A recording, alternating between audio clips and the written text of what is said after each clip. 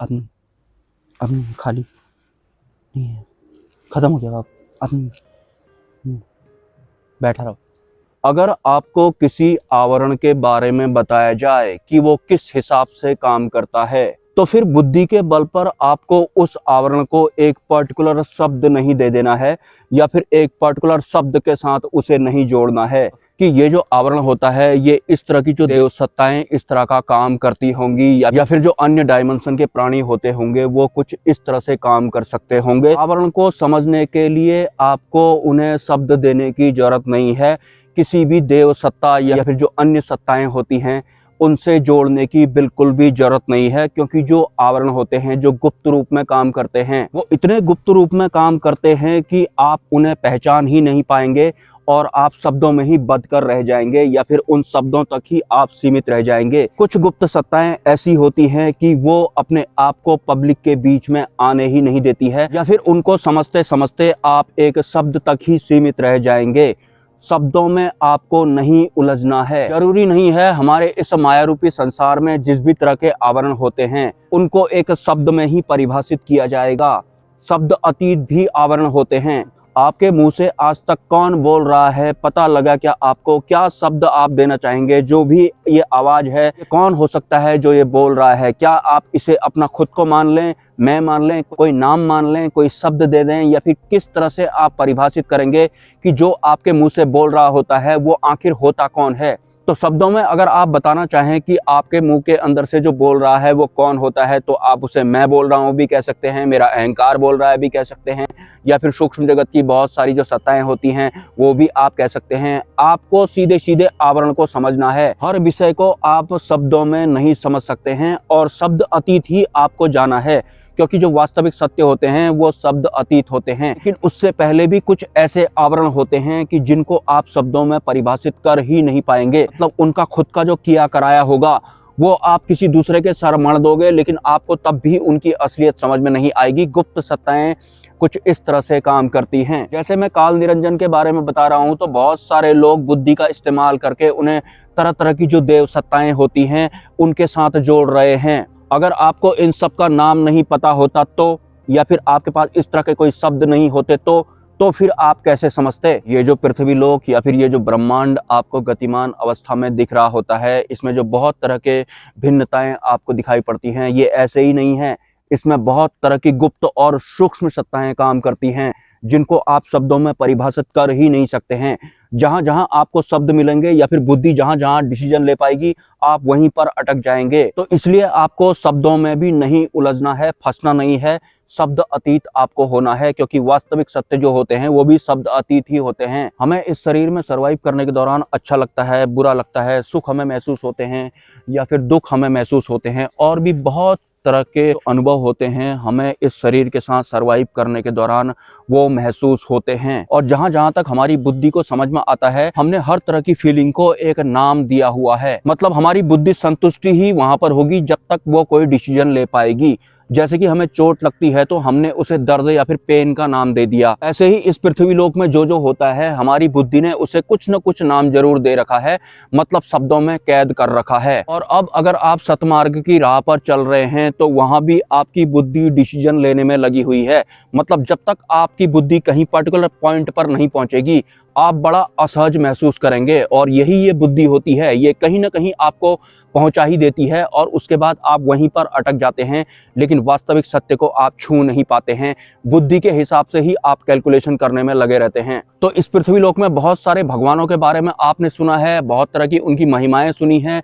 तो जब आपको काल पुरुष के बारे में पता लगा तो आपकी बुद्धि ने घुमा फिराकर काल पुरुष को किसी देव सत्ता के साथ में जोड़ना शुरू कर दिया। चलो माना कि देव सत्ताएं और उनके अंडर में काम करने वाली बहुत सारी सूक्ष्म सत्ताएं हमारा ये भौतिक जीवन चलाती हैं या फिर इस माया रूपी संसार को चलाती हैं। कर्म बंधन हमें दिया गया है, जन्म और मृत्यु वाला बंधन हमें दिया गया है, और भी बहुत तरह की व्यवस्थाएं हमारे इस भौतिक शरीर के साथ सरवाइव करने के दौरान हमें दी गई हैं या हमें इन व्यवस्थाओं के अंडर में रखा गया है। चलो माना कि ये सब देव सत्ताएं करती हैं, लेकिन जो देव सत्ताएं होती हैं वो भी सिर्फ वहीं तक थोड़ी ना सीमित होती होंगी। को भी तो बहुत तरह की परेशानियों का सामना करना पड़ता होगा, भले ही वो सूक्ष्म रूप में ही सरवाइव क्यों ना करते हो? क्यों नहीं हो सकता उनके पीछे कोई और, या फिर जो देव सत्ताओं के पीछे होता है उसके पीछे कोई और क्यों नहीं हो सकता? ये एक बहुत बड़ी चेन भी तो हो सकती है, हो सकती नहीं है, ये होता है। ये जो ब्रह्मांड है एक तरह की चेन ही है, हर चीज एक दूसरे से लिंक रखती है या फिर एक दूसरे की पूरक जैसी होती है,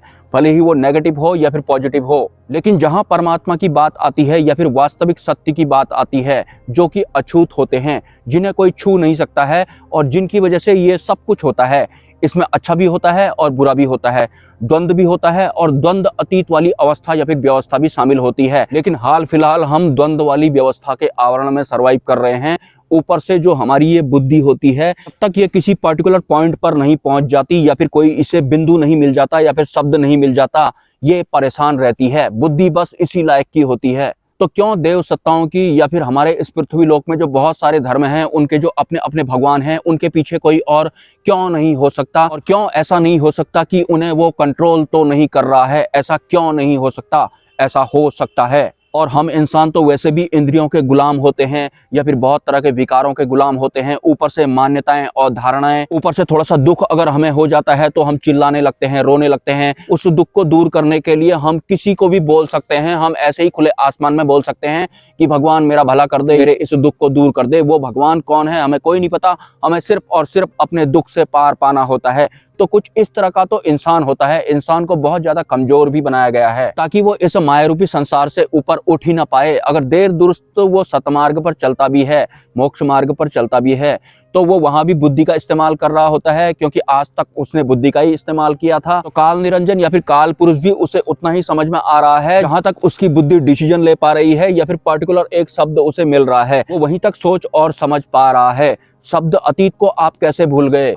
किसी भी आवरण को समझने के लिए आपको शब्द अतीत वाली अवस्था में जाना होगा। बुद्धि हमें शब्द देने का काम करती रहेगी और आप अटकते रहेंगे। हम इंसान जैसा जैसा करना चाहते हैं, या फिर आप किसी एक पर्टिकुलर डे को ही ले लीजिए, आप पहले से प्लान कीजिए कि आज मैं ये करूंगा, लेकिन वो जो ये है उनमें से आप ये और ये ही कर पाएंगे और बाकी के जो 3 ये हैं वो होंगे ही नहीं, वो कुछ और ही हो जाएंगे। इसका सीधा सा मतलब है कि हमारा जो मानव जीवन है ये हमारे पूर्ण रूप से कंट्रोल में नहीं है। या फिर जहां तक हम अपने मन के अकॉर्डिंग चलेंगे या फिर बुद्धि के अकॉर्डिंग चलेंगे तो ये हमारे पूर्ण रूप से कंट्रोल में नहीं होगा। लेकिन हमें भ्रमित करने के लिए थोड़ा बहुत इसे हमारे कंट्रोल में किया जा सकता है। किया क्या जा सकता है? ऐसा ही होता भी है। थोड़ा बहुत 30% काम हमारे जैसा हो जाता है, बाकी जो 70% होता है उसका कोई एड्रेस ही नहीं होता है। हमें जिसकी उम्मीद ही नहीं होती है वो हो जाता है, और जिसकी हमें उम्मीद नहीं होती है वो हो जाता है। तो सीधी सी बात है, हमको इससे चोट लगने वाली है, हमारे ब्रेन को चोट लगने वाली है, या फिर हमारा जो मन होता है उसको भी दुख होने वाला है। तो बहुत लंबा समय हमारी बुद्धि को जो चोट लगी है या फिर मन को जो चोट लगी है, हम उसमें ही रहने वाले हैं। इसमें भी हमारा टाइम ही खराब होने वाला है। या फिर जो हमारा काम बिगड़ गया है उसमें भी हम ऊपर को देख करके सीधे सीधे बोलने वाले हैं कि हे ऊपर वाले, ये मेरे साथ बुरा क्यों हो गया, इसे ठीक कर दे। ऊपर वाला कौन है हमें कुछ पता नहीं है, क्योंकि हम तो दुख के आवरण में हैं। और ऊपर से हमारे इस जीवन में जो भी सुख और दुख आया था वो हमारी बुद्धि और मन वाला होता है। मतलब पहले से ही हम इनके अंडर में चल रहे हैं। और ये बुद्धि और जो मन की सत्ताएं हैं ये काल पुरुष के अंडर में हैं। जो काल पुरुष है वो बुद्धि और मन में ही बहता है, वो बहता है इनमें। और हम इंसानों को अपने अधीन रखने के लिए तो ये बुद्धि और मन ही काफी है। लेकिन जो हम इंसानों से उच्च स्तर की व्यवस्थाएं होती हैं, जो देव सत्ताएं होती हैं, जरूरी नहीं है कि काल पुरुष वहां बुद्धि और मन का ही प्रयोग करता होगा। उसे काल पुरुष कहा जाता है तो उसके अंदर और भी बहुत तरह की वैरायटियां होंगी। सुना है कि छल करने में वो माहिर होता है, और ऊपर से वो अपना किसी पर्टिकुलर बॉडी या फिर शरीर का सहारा नहीं लेता है। वो खुद उसी देव सत्ता के अंदर घुसकर या फिर इंसानों के अंदर घुसकर ही अपने आप को प्रकट करता है, या फिर कुछ ऐसी गड़बड़ी कर देता है कि दूसरे के पास कोई जवाब ही नहीं रहता है या फिर सवाल ही नहीं रहता है। उन्हें ऐसा लगता है कि ये भी आवरण होते होंगे, ये भी दुनिया में चलता होगा, पृथ्वी लोक में भी कुछ ऐसा ही चलता है, देवलोक में भी कुछ ऐसा ही चलता होगा। मतलब ये व्यावहारिक चीजें हैं। कुछ इस तरह से जो काल पुरुष है वो गुप्त रूप से सरवाइव करता है। बहुत बारीकी से वो अपना इंडिकेशन देता है, लेकिन वो हर किसी को समझ में नहीं आता है। देव सत्ताओं को अगर वो समझ में आता भी होगा, लेकिन इंसानों को वो समझ में नहीं आता है। इंसानों को क्या समझ में आया, वो काल पुरुष को ऊपर से देव सत्ताओं का ही नाम देने लगे। क्यों काल पुरुष देव सत्ताओं को भी अपने आवरण में नहीं रख सकता? सफाई से क्यों नहीं रख सकता? वो बहुत ज्यादा बुद्धिमान है और छल करने में और भ्रमित करने में भी वो बहुत ज्यादा माहिर है। अगर आप अपनी आध्यात्मिक यात्रा सरल करना चाहते हैं, तो आपको शब्दों में नहीं बद जाना है। शब्द आपको बुद्धि ने दिए थे, और अगर आपको आपकी बुद्धि ने शब्द नहीं दिए हैं तो आपने कहीं लिखा हुआ देखा होगा या फिर कहीं पढ़ा होगा, और वो भी बुद्धि द्वारा ही दिया गया होगा, भले ही वो कोई नाम हो या फिर वो कोई अन्य सूक्ष्म व्यवस्था ही क्यों ना हो। लेकिन शब्द तो आपने ही रिसीव किया ना, शब्द रिसीव किया, वहीं पर आप अटक गए। अब आप आगे को क्या करेंगे? कहाँ वास्तविक सत्य और कहाँ विस्तार? विस्तारों में आपको नहीं फंसना है, शब्दों में भी आपको नहीं फंसना है। एक कमेंट मुझे आया था कि बहुत सालों से मैं एक ही तरह के ध्यान में दृश्य देखता हूँ, बस यही आकाश या फिर ब्रह्मांड ही मुझे लगातार दिखाई पड़ रहा है, बस वही सब नॉन स्टॉप चलते रहता है। तो शुरुआत में जब आपने ध्यान करना शुरू किया होगा तो आप भी दृश्य देखना चाहते होंगे, इच्छा तो आप में भी होगी। अब दृश्य दिखने लग गए, उसके बाद लगातार वैसे ही दिखने लग गए, फिर कुछ बदलाव नहीं हो रहा है, तो आप कह रहे हैं कि लगातार मुझे एक ही तरह के दृश्य 3-4 सालों से दिखाई पड़ रहे हैं। मतलब आप बदलाव चाहते हैं या फिर कुछ और प्राप्त करना चाहते हैं, कुछ और देखना चाहते हैं।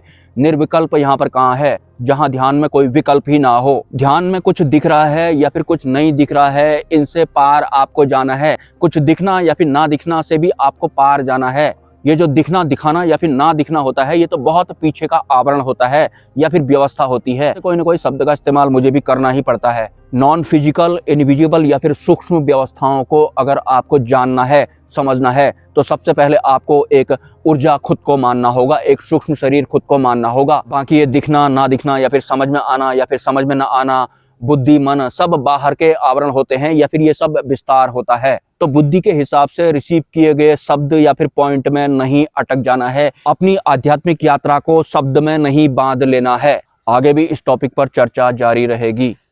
अगर आपके कोई सवाल हैं तो आप मुझे कमेंट कर सकते हैं, और अगर आप इस चैनल को सपोर्ट करना चाहते हैं तो मेरे मोबाइल नंबर पर, QR कोड पर या फिर UPI ID पर आप स्वेच्छा से सपोर्ट कर सकते हैं। मिलते हैं किसी नेक्स्ट वीडियो में। नमस्कार।